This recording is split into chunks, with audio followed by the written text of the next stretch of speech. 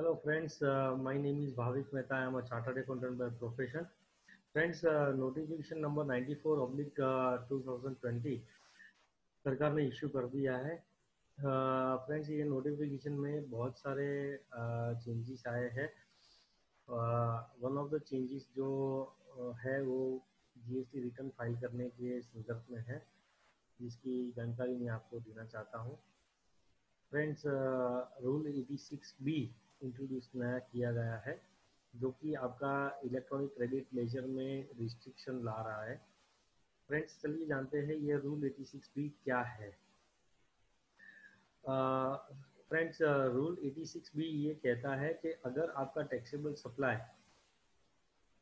Supply कोई भी महीने में 50 लाख से अगर ज़्यादा हो रहा है, तो आप इलेक्ट्रॉनिक क्रेडिट लेजर में 99% तक आप आपका क्रेडिट यूज़ कर सकते हैं।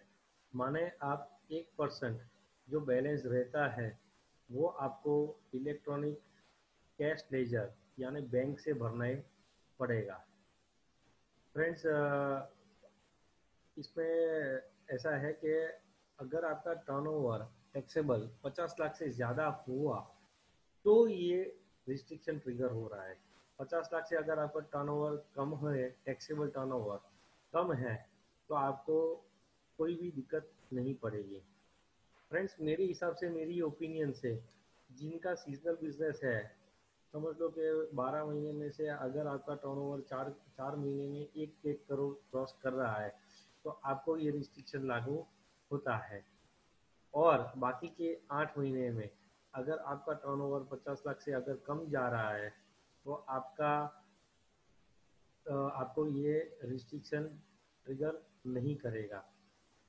फ्रेंड्स, ये जो लायबिलिटी, जो आपकी जो भी लायबिलिटी होती है, उसमें 99% टैक्स जो है वो आप इलेक्ट्रॉनिक क्रेडिट लेजर से भर सकते हो, 1% कैश से।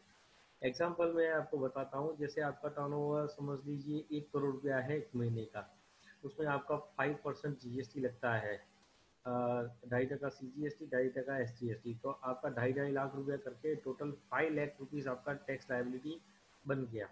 उसमें से आपको 1% यानी 5,000 रुपीज़ आपको कैश से भरना पड़ेगा। कैश से माने रोकड़े से नहीं, इलेक्ट्रॉनिक कैश लेजर से भरना पड़ेगा, यानी आपको बैंक में चलन जमा करवा के आपको पेमेंट करना पड़ेगा। तो 1% उस हिसाब से आपको देना पड़ेगा, और बाकी का 99% जो है वो आप इलेक्ट्रॉनिक क्रेडिट लेजर से यूटिलाइज कर सकते हैं। चलिए फ्रेंड्स, आगे बढ़ते हैं। फ्रेंड्स, इसमें थोड़े एक्सेप्शंस भी दिए हैं सरकार ने। एक्सेप्शंस क्या क्या है? रजिस्टर्ड पर्सन अगर जो है प्रोप्राइटर, कर्ता, मैनेजिंग डायरेक्टर और any of the two partners, अगर पार्टनरशिप फॉर्म है तो, फुल टाइम डायरेक्टर है, members of managing committee of association, अगर ट्रस्ट है तो ट्रस्टीज है, अगर उन्होंने 1 लाख रुपया income tax last 2 financial years में भरा है, 1 लाख से ज़्यादा इनकम टैक्स भरा है लास्ट 2 फाइनेंशियल ईयर्स में, तो आपको ये रिस्ट्रिक्शंस लागू नहीं होगा। मेरे हिसाब से फ्रेंड्स, ये दो लास्ट 2 फाइनेंशियल ईयर्स जो है वो अगर कंसीडर करना है, तो फाइनेंशियल ईयर 2018-19 और 19-20 गिना जाएगा। फाइनेंशियल ईयर 18-19 और 19-20 दोनों की डेट्स ऑलमोस्ट आ गई है। 19-20 की तो डेट 31 दिसंबर है आज की तारीख में। देखते अभी उसका भी एक्सटेंशन कोई देती है, सरकार की नहीं देती है।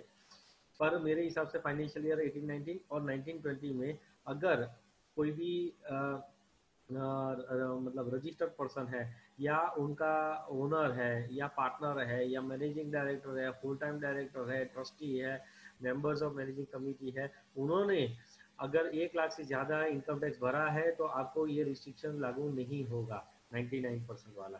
ठीक है सर। दूसरा केस है receive refund under section 54 subsection 3 clause 1, that is zero rated supplies. अगर आप जीरो रेटेड सप्लाईज में रिफंड मांग रहे हैं सरकार के पास से, तो आपको ये रूल 86B आपको लागू नहीं होता है। ठीक है। तीसरा पॉइंट आता है refund under section 54 subsection 3 clause 2, that is inverted duty structure. अगर आप इन्वर्टेड ड्यूटी स्ट्रक्चर में रिफंड मांगते हैं, तो आपको ये रूल 86B लागू नहीं होता है। अब इन्वर्टेड ड्यूटी स्ट्रक्चर में आपको शॉर्ट में बता रहा हूँ। इन्वर्टेड ड्यूटी स्ट्रक्चर ये होता है कि अगर आपका रॉ मटेरियल का जो जीएसटी टैरिफ रेट अगर ज़्यादा है और आपका आउटपुट प्रोडक्ट जो निकल रहा है उसका जीएसटी टैरिफ रेट अगर कम है तो उसको इन्वर्टेड ड्यूटी स्ट्रक्चर माना जाता है। फ्रेंड्स, अगर आपको मेरा वीडियो अच्छा लग रहा है अभी तक तो लाइक कीजिए, सब्सक्राइब कीजिए मेरी चैनल को। मैं ऐसे ही आपको जीएसटी नोटिफिकेशन, जीएसटी अपडेट्स देता रहूँगा। फ्रेंड्स, चलिए अब अभी और आगे बढ़ते हैं। सबसे इम्पोर्टेंट पॉइंट अभी आ रहा है, रजिस्टर्ड पर्सन ने अगर इलेक्ट्रॉनिक कैश लेजर में क्यूमुलेटिवली 1% से ज़्यादा टैक्स इलेक्ट्रॉनिक कैश लेजर से अगर भरा है तो भी उसको ये रिस्ट्रिक्शन जो ये रूल 86 में लिया गया है वो लागू नहीं होगा। फ्रेंड, अब इसमें टैक्स पेयर्स को क्या करना चाहिए? टैक्स पेयर्स को ये फाइंड आउट करना चाहिए कि उन्होंने कितना टैक्स और टोटल लायबिलिटी जो उनकी होती है उसमें से उन्होंने इलेक्ट्रॉनिक कैश लेजर में वो भर रहे हैं 1% से ज़्यादा या नहीं भर रहे हैं। फ्रेंड्स, मेरे हिसाब से ये एग्जम्पशन डालने के बाद हमारा कंसल्टेंटों का काम जो है वो और बढ़ जाएगा, अकाउंटेंट्स का काम भी बढ़ जाएगा, क्योंकि उनको ये एक ट्रैक रखना पड़ेगा कि 1% से ज़्यादा उन्होंने इलेक्ट्रॉनिक कैश लेजर में टैक्स भरा है कि नहीं भरा है। लास्ट पॉइंट जो आ रहा है वो रजिस्टर्ड पर्सन भी government department, public sector undertaking, local authority और स्टेट्यूटरी बॉडी, अगर इनमें से कोई है तो भी उनको रूल 86 भी लागू नहीं हो रहा है। फ्रेंड्स, ये तो एग्जाम्पशन हो गए सारे कि रूल 86 भी किनको लागू नहीं हो रहा है। अब सबसे इम्पोर्टेंट पॉइंट पे मैं आ रहा हूँ कि रूल 86 भी अगर आपको लागू नहीं हो रहा है या आप रूल 86 भी फॉलो नहीं कर रहे तो आपको क्या करना चाहिए? ठीक है फ्रेंड्स, लास्ट ये रूल में फ्रेंड्स ये दिया गया है कि कमिश्नर और an officer authorised by him in this behalf may remove the said restriction after such verifications and such safeguards as he may deem fit। Friends, GST act जो है वो पूरा कंप्लायंस के ऊपर आधारित है। अगर आप कंप्लायंस अच्छा रखेंगे तो जीएसटी में आपको कोई दिक्कत नहीं होगी।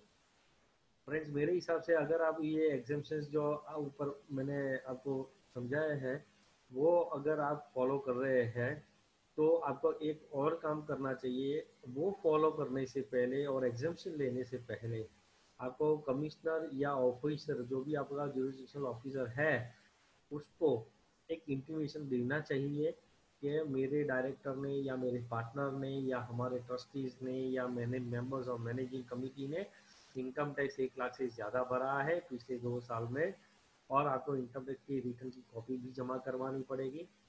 ठीक है, तो आप एग्जम्पशन अवेल कर सकते हैं और उनसे उनको एटलीस्ट आप इन्फॉर्म कर दीजिए।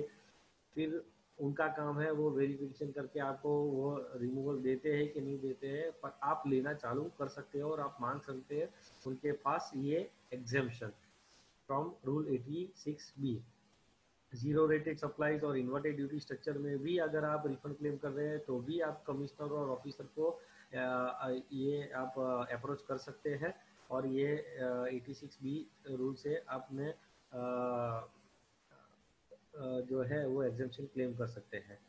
तो फ्रेंड्स, कोई भी चीज़ अगर आप ये रूल 86 बी में एग्जेम्पशन के बारे में अगर आपको क्लेम करनी है, मेरी ओपिनियन है, मेरा सजेशन ऐसा है कि आपको एक कमिश्नर और ऑफिसर को एक लेटर लिख के आपको देना चाहिए ताकि आप आपके एंड से आप कंप्लायंस क्लियरली आप बोल सकते हो कि हमने कर दिया है।